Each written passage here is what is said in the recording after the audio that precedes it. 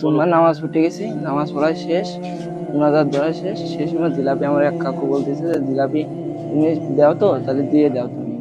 এবার আমি দিতে উঠেছি, উঠলে দিয়ে দিছি সবাইকে, কম বেশ পড়তে পারে। এই জন্য আমি সেই 5 ওয়াক্ত নামাজ পড়ি। এবার ঈশার নামাজ পড়তে গেছি, ঈশার নামাজ পড়ে বেরোয়ছি।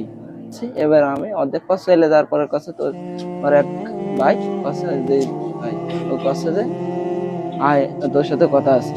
এবার আমি কাছে কি কিছু বলবেন? এবার গেছি, দাদি আমার কাছে যে তুই আমাকে জিলাপি কম দিছিস না, জিলাপি আমার সবাই বেশি দিচ্ছে। আমি কাছে আমি তো সবাই সমান দিছি, কথা আমার কম দিচ্ছিস কি? আমি কাছে ভাই আপনার কখন কম দিলাম? কথা তুই আবার কথা করছে, মারলাম তো। যেখানে লোকজন ছিল আসলো, আসলে এরা ঠেকাচ্ছে আমার। এবার সে অন্ধকারের মধ্যে রাতের ঈশার সময় আমি সে অজালে খুব পাইছি, শুধু গাড় ফিট দিয়ে আসতে সামান্য জিলাপির জন্য এত বড় ক্ষত বিক্ষত করেছে। যদি কেউ না ঠেকাইতো তাহলে তো মনে করেন যে ও তো হচ্ছে, যদি ওর পেটে আঘাত করতো তাহলে তো ও মারা যেত। আমরা থানায় অভিযোগ করছি, আমরা এর একটা সুস্থ বিচার চাই।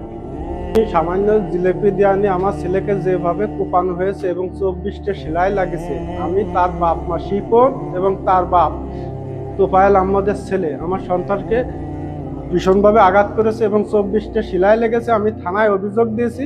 আমি আপনাদের কাছে সুস্থ বিচার চাই। আমার